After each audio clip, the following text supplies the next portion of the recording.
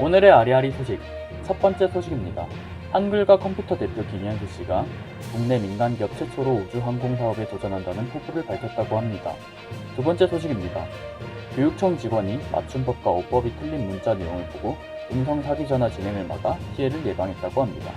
자세한 내용은 잠시 후에 살펴보겠습니다.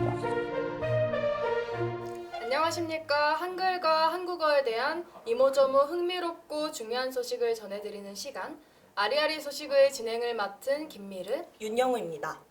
그럼 본격적으로 아리아리 소식 시작하겠습니다. 어김없이 첫 번째 소식은 제가 먼저 전하겠습니다. 미르씨, 한컴그룹 들어보신 적 있나요? 네, 당연하죠. 저희가 한글 문서 작성할 때 쓰는 아리아 한글 프로그램이 한컴그룹에서 만든 거잖아요. 설마 영우 씨 몰랐어요? 그럴 리가요. 저는 오늘 아침에도 아레아 한글로 기사 수정하면서 한컴그룹의 소중함을 느꼈다고요. 그런데 이런 한컴그룹이 최근에 새로운 분야들로 산업의 영역을 확장해 나가고 있다는 사실 알고 계세요? 정말요? 저는 처음 듣는 얘긴데요. 한글과 컴퓨터 대표 김현수 씨가 최근 한컴그룹의 미래와 변화에 대한 포부를 밝혔습니다. 국내 민간기업 최초로 우주항공 산업에도 도전한다고 하는데요. 자세한 소식은 이원석 기자가 전해드리겠습니다. 이원석 기자. 네, 말씀하신 대로 한글 컴퓨터라면 가장 먼저 떠오르는 게 오피스 소프트웨어입니다. 사실 한글과 컴퓨터의 새로운 행보는 어제 오늘 일이 아닙니다. 한컴은 1990년 아레아 한글 첫 제품을 출시하면서 설립됐습니다. 이후 90년대 후반, 회사는 창립자들의 이탈과 상장 폐지 위험까지 겪으며 내리막길을 걸었는데요. 반전은 현재 김상철 한컴 회장이 2010년 회사를 인수하면서 시작됐습니다. 이후 김상철 회장은 AI, 모빌리티, 로봇, 사물 인터넷 등 4차 산업혁명 관련 사업에도 꾸준한 관심을 보이며 사업 확장과 투자를 계속해왔습니다. 그렇다면 김현수 대표의 포부도 김상철 대표와 같은 맥락인가요? 네, 그렇습니다.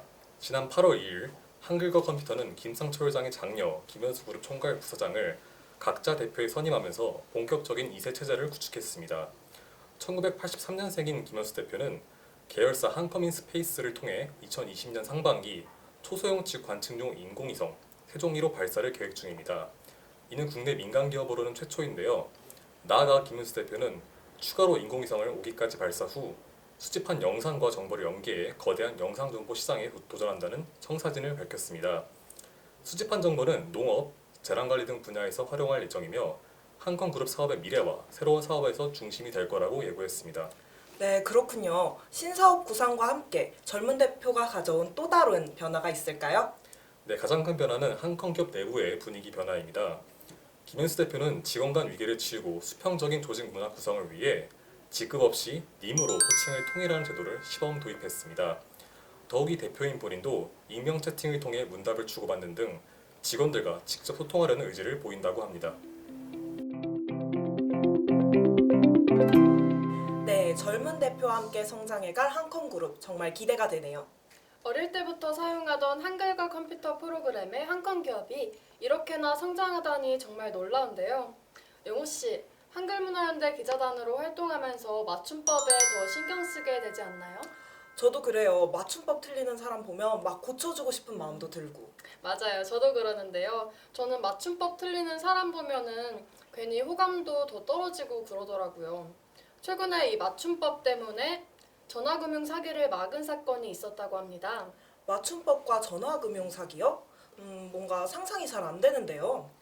교육청 직원이 맞춤법과 어법이 틀린 문자 내용을 보고 전화금융 사기임을 확신하고 진행을 막아 피해를 예방한 일인데요. 자세한 소식은 김민서 기자가 전하겠습니다. 김민서 기자. 네, 김민서입니다. 울산시 교육청 직속기관인 교육연구정보원 전산통합센터에서 학교 교직원의 전화금융 사기 피해를 막아낸 사례인데요. 전산통합센터 보안관제실 소속 주무관이 학교 인터넷망을 살펴보다 악성 앱 설치 공격 신호를 발견했고 이를 확인하여 피해를 막을 수 있었습니다. 어떤 과정으로 전화금융 사기를 막게 된 건가요? 네, 발견한 공격 신호를 추적해보니 한 초등학교 인터넷 무선망에서 악성 앱이 한 휴대전화로 설치되는 것을 발견하게 되었는데요. 주무관은 해당 학교로 전화를 걸어 확인해본 결과 이 학교 교사 A씨가 피해자라는 사실을 확인했습니다. 피해 교사는 전날 전화금융 사기범으로부터 대출 안내 문자를 받고 인터넷 주소를 눌러 앱을 설치해 대출을 진행 중이었습니다. 주무관은 사기범이 보낸 문자 내용에서 맞춤법이 틀린 것을 보고 전화금융 사기를 확신했다고 합니다. 맞춤법에는 어떤 오류가 있었나요? 잘못된 띄어쓰기는 물론 강제 종료를 강죄 종료라고 하거나 여쭤봤더니를 엿줘봤더니로 받았습니다에서 아세 받침을 쌍시옷이 아닌 시옷을 쓰는 등의 맞춤법 및 어법 오류가 있었습니다. 사기범이 보낸 맞춤법과 어법이 틀린 문자와 더불어 다급한 분위기를 조성하는 문자 내용을 보고 주무관은 전화금융 사기를 확신했습니다. 맞춤법을 보고 전화금융 사기를 막다니 정말 대단하네요. 한편으로는 사기범이 맞춤법을 올바르게 썼다면 어떻게 됐을지 아찔하기도 하고요. 네, 오늘도 유익한 소식 준비해주신 기자들과 미래 씨에게 감사하며 아리아리 소식 여기서 마치겠습니다. 재밌게 보셨다면 좋아요. 구독, 알림 알림 설정까지 부탁드릴게요. 그럼 저희는 다음에 더 재미있고 유익한 소식으로 만나요. 안녕!